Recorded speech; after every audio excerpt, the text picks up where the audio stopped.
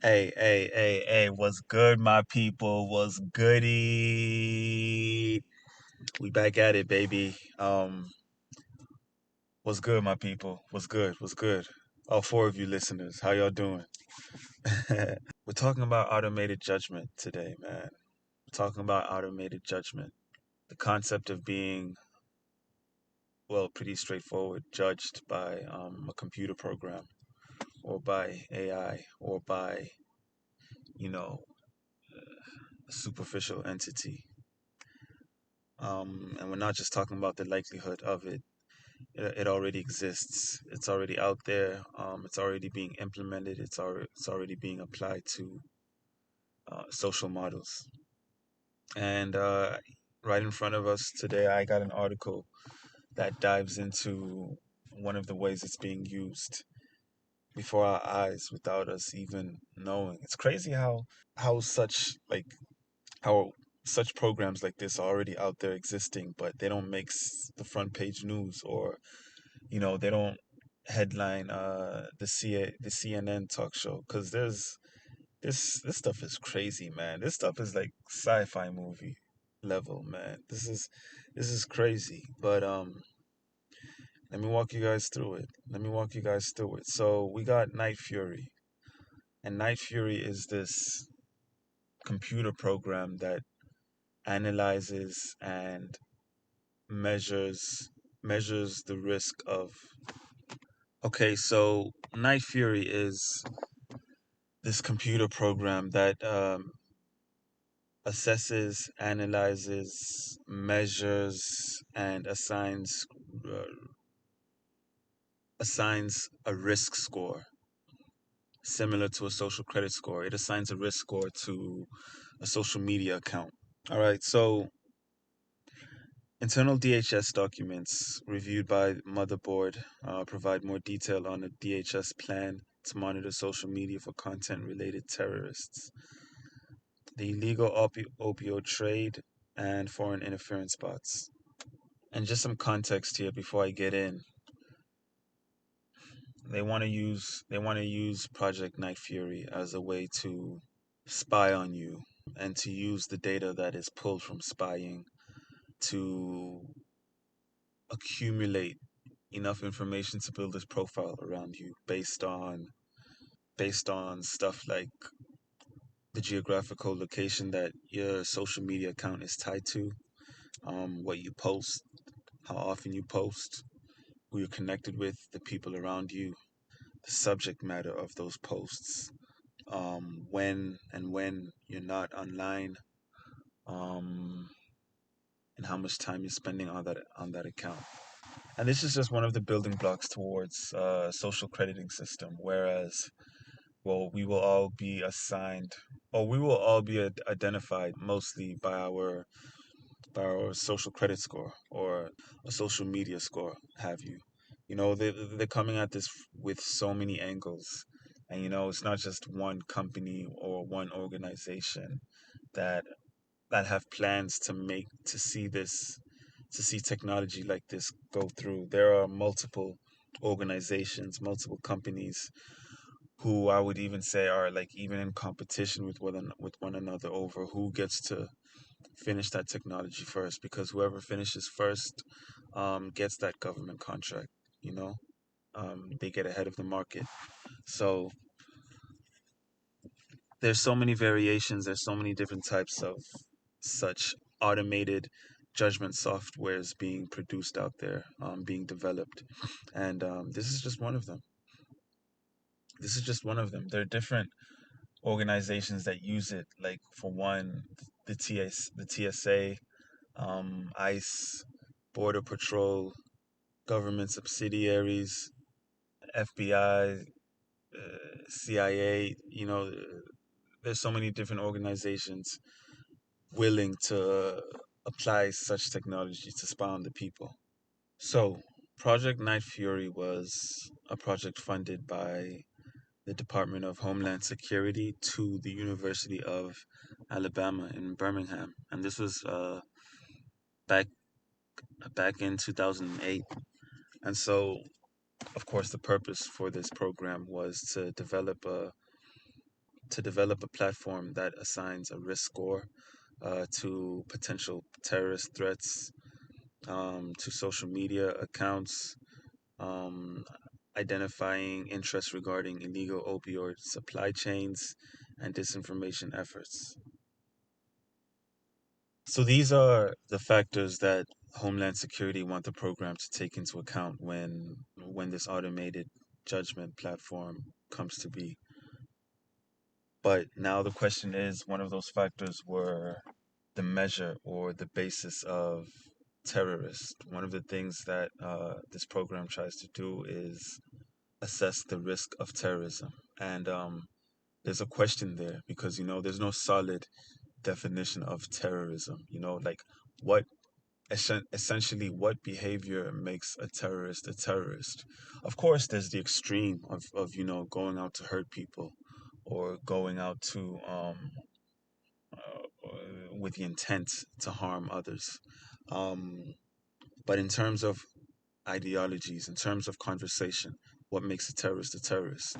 You know, like if two people are having a chat online or having a thread conversing with one another, and they could be talking about whatever they're talking about. Like I'll give you an example. In China they eat dogs, right? And that's something foreign to me, and I'm sure it's something that's unspeakable to a lot of you guys. So if me and you start a thread on Twitter or something talking about eating dogs is gross, yada yada yada yada. To us that's normal, but to China that could be considered terrorism, you know? Having rhetoric that goes against their norms. So this idea of terrorism is it's a hard concept to solidify. Um, but of course, Homeland Security being Homeland Security, they're going to use it to their advantage. Whatever that they don't like, or whatever that they don't want people to think, or whatever rhetoric, whatever ideals that they don't want spread, could easily be labeled as terrorism. So, you know, there's that. But anyway, like I said before, Customs Border Patrol, ICE, TSA, they have their own version of automated judgment that they use to assess risk to incoming visitors, international visitors coming into the U.S. And theirs is called Babel. It's called Babel X, which I guess is some sort of euphemism for Babylon. Um, these guys always like to put this stuff in your face. They always like to shout out their devils or shout out their their hedonistic ideals. So nothing new there. Let's get cooking. Let's get cooking. All right. I don't want to get into this article because I'm starting to. I don't know, man. I'm starting to not want to read you guys' articles. Like I don't want to like just read what's on the screen. I want to add my sauce to it. I want to cook something entirely different and break it down for you guys. Because anybody can read words off a screen. I just want to add my ability to break down matters for it. Matters for you guys. And so just to top it all off, um, Babel X is another automated judgment system that pretty much records first, middle, last name, date of birth, address, any usernames associated with your social media accounts, your email address, your phone number, social media content, images, IP address, domain information, social security number, driver's license number, employment history, location data based on geolocation tags and public posts, and ADID information that is available through LocateX. They are literally watching everything you do, man. Listen to me. They are literally watching everything you do. There isn't a single move that you make on these screens um, without them recording it. And if they could, they would sell these laptops and phones to you guys for free. You know, because what they want from you isn't not necessarily the money that you give them when you pay for these devices, but more so they want the data that you give them for free. you know? Um, and that's just something to think about, man. Remember that. They are watching your every move, bro. They're watching everything, bro. Listen to me. Babel X, made by Babel Street, provides access to publicly and commercially available information in more than 200 languages across the public, dark, and deep webs, according to the company's website, which adds that the tool is AI enabled. The CBP document says that some of the commercially available records contain social security numbers compiled by private third parties. BabelX is also able to perform sentiment analysis, according to the website. In November, Babel Street announced it would acquire Rosette, an AI powered text analysis company that would help with identity resolution in the context of national security, verifying identities, and preventing financial crimes. Get this. So, apparently, Babel X is a tool sold widely across the US government. You know, like this is this is already being sold left out and center, man. They're selling these like hotcakes to these organizations, these federal organizations. Um, so how it works is that it's a system that lets a user input a piece of information about a target, their name, email address, or telephone number. He's, that sounds familiar, you know, that sounds like a Nightshade. And they receive a bevy of data in return, according to the document. Results can include their social media posts, linked IP address, employment history, and unique advertising identifiers associated with their mobile phone. So those ads, damn, bro, those ads that pop up on your phone and Instagram, they're recording those too. The monitoring can apply to U.S. persons, including citizens and permanent residents, as well as refugees and asylum seekers, according to the document.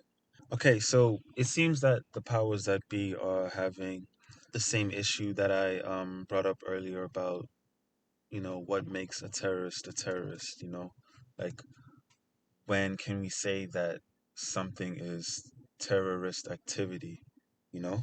So the article says that as a number of experts in machine learning and automated decision making told DHS less than a year before the Night Fury contract was signed, attempting to make automated judgments about these matters is both impossible and likely to be infected with bias.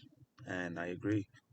As these characteristics have no concrete definition, much as there is no definition of being pro terrorist, she added. One of the privacy threshold analyses says UAB, the University of Alabama's work, will initially be focused on counterterrorism, illegal opioid supply chain, transnational crime, and understanding, characterizing, identifying the spread of disinformation by foreign entities. That's another one right there, because what is the spread of disinformation by foreign entities? You know, because as we saw, you know, during the lockdown, there were a lot of misconstrued death statistics. You know, a lot of hospitals were assigning their deaths to the virus when in fact someone could have died of a completely different thing. They were even assigning car accident deaths to add to the virus statistics. So, you know, what is this disinformation? Does disinformation depend on who is spreading the disinformation, or does disinformation depend on truth? You know? Another document says the researchers will build next gen capabilities. This includes developing training data sets, algorithms, and methodologies, the document adds. All right, more specifically, the project plans to develop methods that could identify a location without GPS metadata, such as looking for certain keywords, the document reads. The researcher also planned to track threats beyond mainstream social networks like Facebook, Twitter, to other communities. DHS planned to test the methods against live events unfolding in real time, such as a hurricane scenario, the document adds.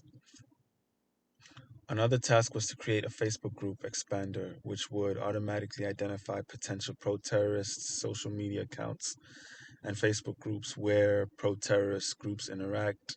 One document reads UAB would then constantly deliver these lists of accounts and related posts to DHS. UAB was tasked with doing a similar thing on Twitter, the document reads. And I did touch on this on my on like the literal first video that I ever posted um about organizations hovering over Facebook, Twitter, and Instagram and recording every single thing that you do. You can go watch that video. This is very similar to that.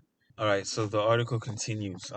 Regarding disinformation, the DHS planned for UAB to develop automated tools that would be able to determine if a social media account corresponds to a single human or whether the account was programmatically generated to exert influence. In other words, a bot. The lesser social media networks DHS wanted UAB to also study included Telegram, Google Plus, VK, AskFM, and Zello. The Data Analytics Technology Center, part of the Science and Technology Directorate, is a lead organization for this project. I gotta look up on them, see what else they have their hands in. UAB submitted a proposal to DHS, which was accepted, the document adds. And UAB has deep past experience in identifying online content, including that related to the gang MS-13 for both private and government stakeholders. DHS awarded the contract in September '08. I'm sorry. DHS awarded the contract in September 2018 with the potential award of 3.4 million. And just for some context around what's going on now with this program, it's well, allegedly it's over. They said the contract was terminated in 2019. Um, but with that contract being terminated, who knows? Like they most likely just gave it to another organization to finish the job off. These things don't really stop dead um, with these organizations.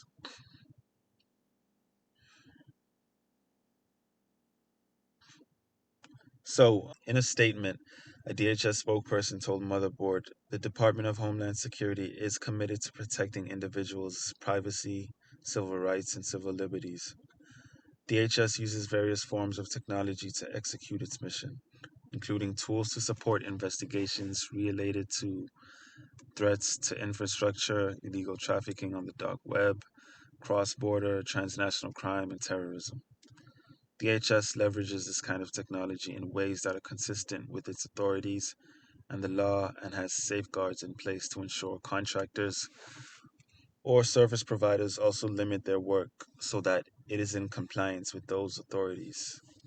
DHS said it stopped work on the project in October 2019 and ended the contract in December 2019. And of course, we know that's not true. Most likely, they just shifted or like awarded that contract to someone else. And this was just 2019, man. That was what 4 years ago. Imagine how much that AI has advanced, up until today, you know. And that's pretty much what the article entails, man. Just wanted to remind you guys that we're being watched. We're being watched. I mean, they're probably listening on me recording this video right now. As I sit in this car recording this video, there's this black van that has been parked outside for the past 2 hours.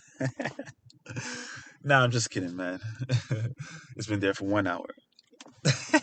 Nah, I'm just kidding, man. Nah, there's no car outside. Um, but yo, for real, man. Yo, you guys stay safe, man. You guys stay circumspect. Be observant. Know what is going around you and what is going on within you. You know, um, don't trust the government. Don't trust what they give out, especially if it's free. And try leaning less and less on these screens, man. Like Go find something to do outside. I went hiking yesterday, and the view at the top of the mountain was gorgeous, man. And the colors of the trees, it was just this beautiful blend of brown, yellow, red, and green. It was gorgeous, man. There's so much beauty and life outside on this earth, man. Like the Most High has a perfect hand. He's an artist among a lot of other things, and he created this world to be beautiful. Like take some time off the screen and go outside and find beauty. Um, with that being said, please continue to pray every day. Be thankful for what you have. Be thankful for the things that you are allowed to do each day, such as wake up, first and foremost. You're allowed to eat another day. You're allowed to see your friends, your loved ones. You're allowed to go outside another day without being harassed by the government or the police. You're allowed to know peace another day. Because let me tell you, man, pretty soon there's going to be a lack of peace. There's going to be a lot of chaos and confusion going on to the point where brother will be fighting against brother until the death outside on the streets. And in that time, you're gonna need the Most High, man. He will be the only truth that will comfort your heart and spirit. So you guys take care of yourself.